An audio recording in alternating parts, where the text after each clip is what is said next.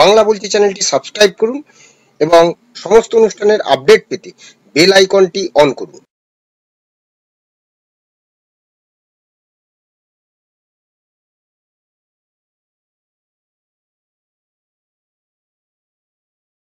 নমস্কার, বাংলা বলছি চ্যানেলে আপনাদের স্বাগত। ইসরায়েল ও হেজবুল্লাহর মধ্যে চলমান যে সংঘাতের পরিধি প্রতিনিয়ত বাড়ছে। 1 অক্টোবর ইসরায়েলকে লক্ষ্য করে প্রায় 200টি ক্ষেপণাস্ত্র ছুড়ে হামলা চালিয়েছে ইরান। তাহলে কি ফের একটি বিশ্বযুদ্ধের সম্মুখীন আমরা? বিশ্ববাসী কি ফের আরেকটি বিশ্বযুদ্ধের সম্মুখীন হতে চলেছে? এই গত 1 অক্টোবর ইসরায়েলকে লক্ষ্য করে যে 200টি ক্ষেপণাস্ত্র ছুড়েছিল ইরান, সেই হামলার পর ইসরায়েলকে সমর্থন করার কথা জানিয়েছিল মার্কিন যুক্তরাষ্ট্র। আগামী দিনে এই পরিস্থিতি আরো ভয়াবহ হবে বলে আশঙ্কা প্রকাশ করা হচ্ছে। গত 1 বছর ধরে ইসরায়েল ও হামাসের মধ্যে যুদ্ধ চলছে। এর ফলে গাজা ও পশ্চিম তীরে প্রায় 40,000-এরও বেশি মানুষ প্রাণ হারিয়েছে। সম্প্রতি ইসরায়েল হিজবুল্লাহকে নিশানা করা শুরু হয়েছে। হেজবুল্লাহর ঘাঁটিকে লক্ষ্য করে স্থলপথে লেবাননেও হামলা চালাচ্ছে ইসরায়েল। ক্রমাগত বেড়ে চলা সংঘর্ষকে কেন্দ্র করে আরব দেশগুলির পাশাপাশি বিশ্বের অনেক দেশই কিন্তু স্পষ্টত বিভক্ত। তো এই জায়গাটা ধরে প্রায় 2 মাস ধরে এই যে ইরানের রাজধানী তেহরানে হামাস প্রধান ইসমাইল হানিয়েকে হত্যা করা হয়। 1980-র দশক থেকে হামাসের নেতা ছিলেন তিনি। গত 28 সেপ্টেম্বর ইসরায়েলি হামলায় হেজবুল্লাহর নেতা হাসান নাসারুল্লাহর মৃত্যুর খবর পাওয়া গিয়েছে এবং সেই সংগঠনের থেকে সেটা নিশ্চিত করা হয়েছে। এরপর মধ্যপ্রাচ্যের সংঘাত আরো গুরুতর আকার ধারণ করেছে। এই পরিস্থিতিতে ভারতের অবস্থানই বা কি হতে চলেছে?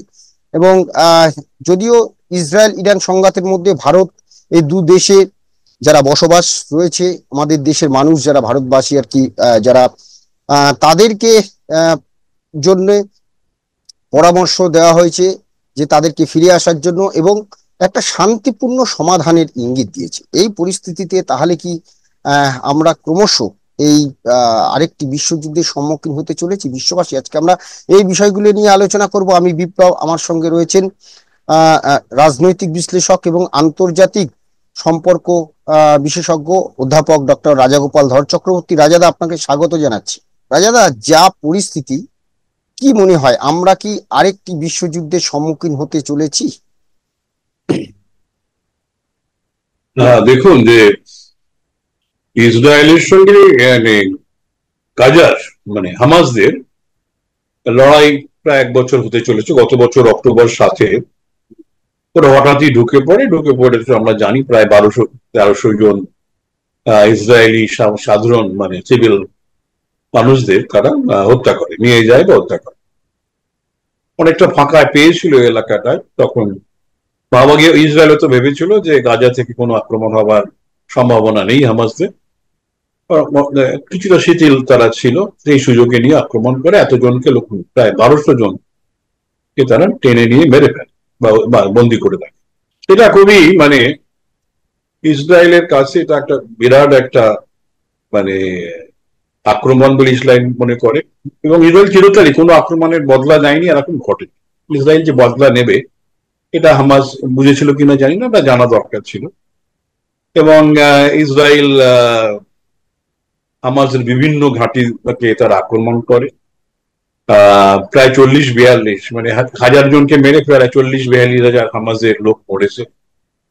সব মানুষ যে তারা আতঙ্কবাদী বা আমি মনে করি না, নিরীহ মানুষ আছেন, সাধারণ শিশু আছেন, মহিলা আছেন। এরা যা ঘটে যুদ্ধ ক্ষেত্রে যা ঘটে যে সবসময় যে টার্গেটেড পার্সনস কে মারা যায় তা নয়, কিছু কিছু সাধারণ মানুষও মারা গেছে। যাই হোক, সেটা তো ঘটেছে।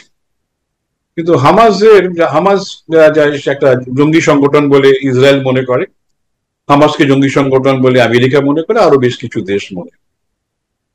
এখন এই জায়গায় দাঁড়িয়ে কিন্তু হামাসকে সাহায্য দিচ্ছে, হামাসকে একমাত্র সাহায্য দিচ্ছে হচ্ছে ইরান। খেয়াল রাখতে হবে যে হামাসরা হচ্ছে সুন্নি সম্প্রদায়, কিন্তু ইরান হচ্ছে শিয়া। সাধারণত শিয়া, ওরা খুব শিয়ার বাইরে কোথাও খুব একটা ওদের সমর্থন সাহায্য আসে না, কিন্তু হামাসকে ওরা সাহায্য দিয়ে গেছে ইসরায়েলের বিরোধী। এবং ইরান যে আরো যে কাণ্ড কারখানা গুলো করছে, যে জঙ্গি কয়েকটা সংগঠন আছে সেটা একটা হচ্ছে আপনার ইয়েমেনের হাউতি বলে, তারাও কিন্তু মানে শিয়া সম্প্রদায়, তাদেরকে তারা ব্যাপকভাবে অস্ত্রশস্ত্র দিচ্ছে এবং হাউতিরা সৌদির সঙ্গে লড়াই করছে নানান, এবং রেড সিটা অনেকটাই দখলে রেখেছে এই হাউতি রিবেলসরা।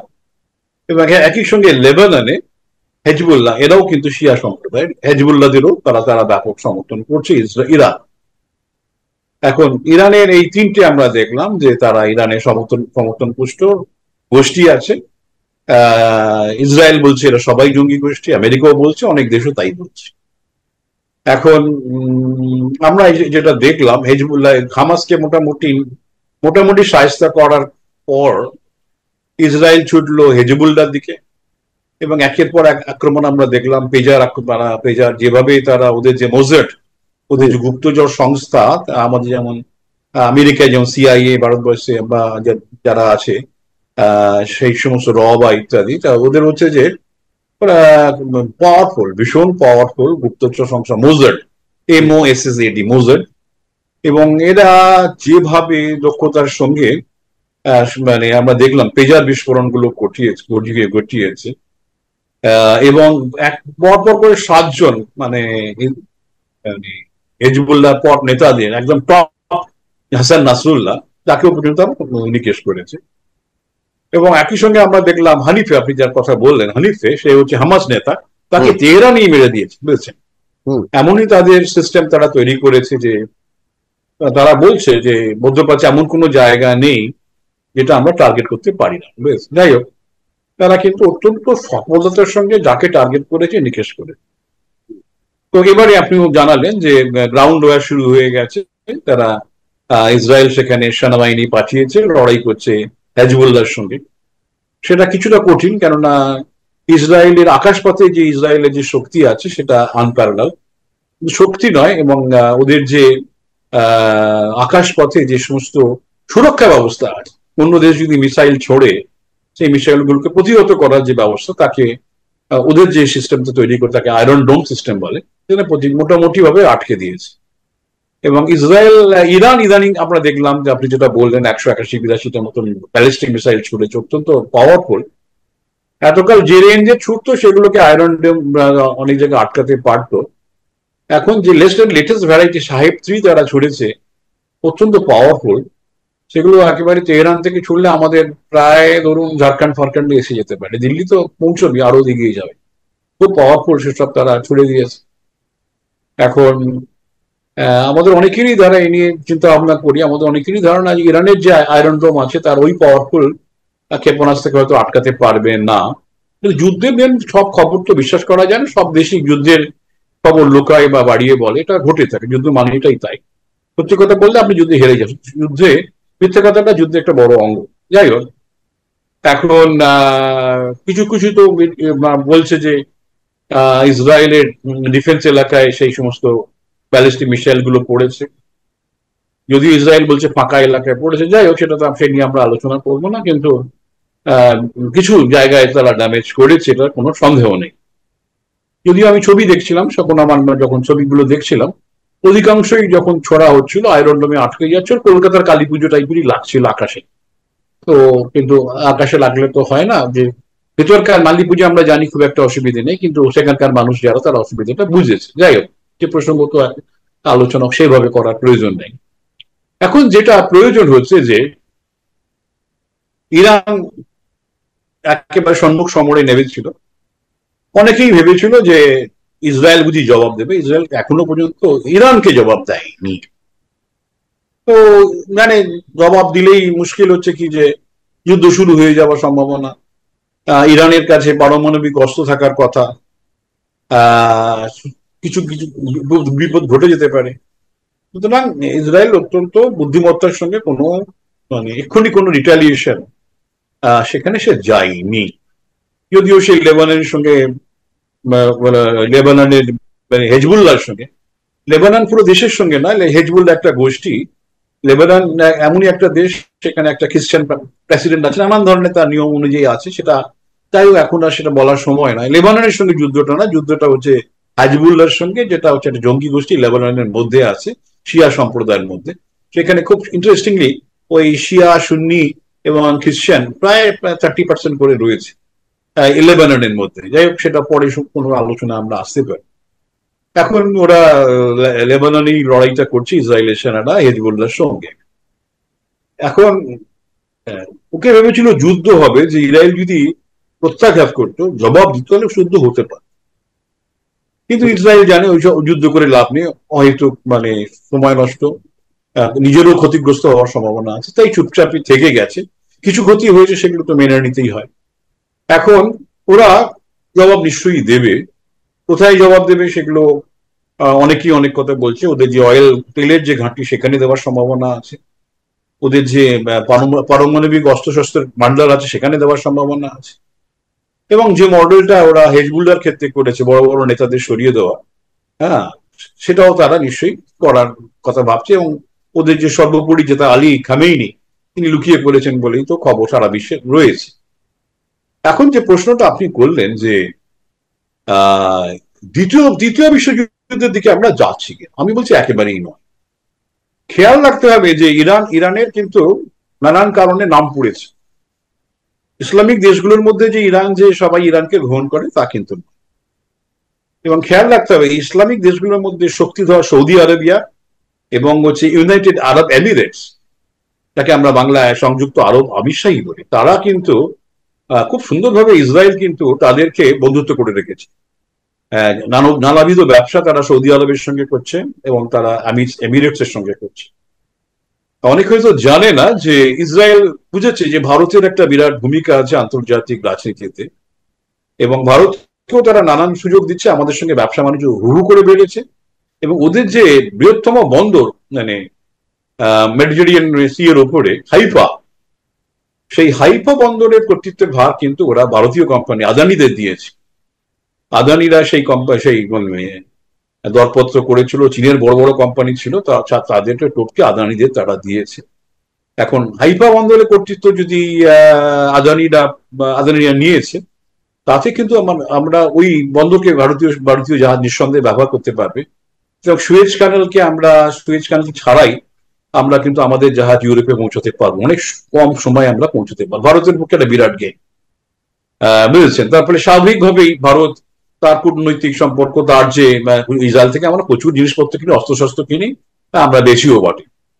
ভারত একটা বন্ধু দেশ, সে কখনো বন্ধু দেশে পরিণত হয়েছে।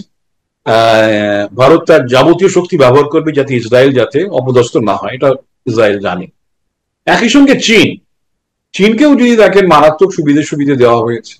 আমেরিকা বলেছিল চীনকে সুবিধে দিও না, কিন্তু ইসরায়েল শোনেনি। তারা নানান সুবিধে চীনকে দিয়েছে। এখানকার লাইট রেলওয়ে, নানান ইনফ্রাস্ট্রাকচার তারা করছে, এগুলো সব করে বেড়াচ্ছে। চীনের সঙ্গে কিন্তু ভালো বিনিয়োগ ইসরায়েলে করছে। এখন এমনকি যে হাইফা বন্দরের পাশে একটা ল্যান্ডফিল বন্দর তৈরি হয়েছে, সমুদ্রের ওপরে পাথরকুচি বালি দিয়ে বিরাট একটা বন্দর তৈরি হয়েছে। সেটার দায়িত্ব কিন্তু সাংঘাই কর্পোরেশন, যেটা একটা গভর্নমেন্ট বডি, তাকে দিয়েছে। সুতরাং চীন সেখানে ভালো ব্যবসা করার সুযোগ পেয়েছে। এটা বানিয়ার জাত চীন। ভারতও ব্যবসা সুযোগ পাচ্ছে, আর্থিক সুবিধা হচ্ছে, ভারতে জাহাজ চলাচলের সুবিধা। চীনও বন্ধুত্ব। আর আমেরিকা স্বাভাবিক বন্ধু, বুঝেছেন। আমেরিকা হচ্ছে স্বাভাবিক বন্ধু। আমেরিকা পরিষ্কার ইসরায়েলের উপর আক্রমণ হলে আমরা ছেড়ে কথা বলবো না। সে ডোনাল্ড ট্রাম্পই থাকুক বা জন বাইডেন থাকুক, সবাই কিন্তু একই কথা বলে। এখন প্রশ্ন হচ্ছে যে দেখুন, এছাড়াও রাশিয়ার সঙ্গেও কিন্তু খুব ভালো সম্পর্ক ইসরায়েলের, এবং রাশিয়ার তেলও সে কিনছে। এবং রাশিয়ার সঙ্গে সে পাইপ লাইনে, যখন পাইলভি ডাইনেস্টি ইরানে ছিল, শাহ ডাইনেস্টি ছিল 1979 আগে পর্যন্ত, তখন একটা পাইপ লাইন ইরানের সঙ্গে ইসরায়েলের পাইপ লাইনে তেল আসত। সেই পাইপ লাইন তো পরে আয়াতুল্লাহ খামিনি যখন এলেন, সেটা বন্ধ হয়ে গেছে। এখন সেই পাইপ লাইনটা কি করে রাশিয়াকে দিয়ে তেল পাঠানো যায়, সেই চেষ্টা চলছে। বুঝাই যাচ্ছে আপনি, ইসরায়েলের সঙ্গে রাশিয়ার সম্পর্ক ভালো, ব্রাজিলের সম্পর্ক ভালো। এই জায়গায় দাঁড়িয়ে আমেরিকা তার স্বাভাবিক বন্ধু, ভারত তার বন্ধু, ব্যবসা বাণিজ্য করে বেড়াচ্ছে। সুতরাং ইরান যদি আবার, ইরান কিন্তু কারণ ভালো নজরে নেই, ইরানের উপর নানান নিষেধাজ্ঞা আছে।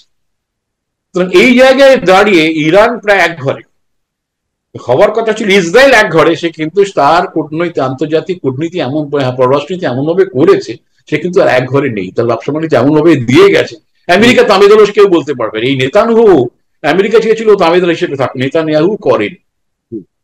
তারপরে ইসরায়েল আজকে যে জায়গায় দাঁড়িয়ে আছে, ইসরায়েলের বিরুদ্ধে কোনো বড় দেশ এগিয়ে আসবে না, কিছু ইরানের পেটোয়া দেশ হয়তো এগিয়ে আসবে। সুতরাং এটা ইসরায়েল ভালো করে বোঝে, তাই ও চারিদিকে শত্রু দিয়ে ঘেরা, বুঝেছেন? ইসরায়েলের চারিদিকে শত্রু, নিজের টেকনোলজি সে নিজে তৈরি করছে।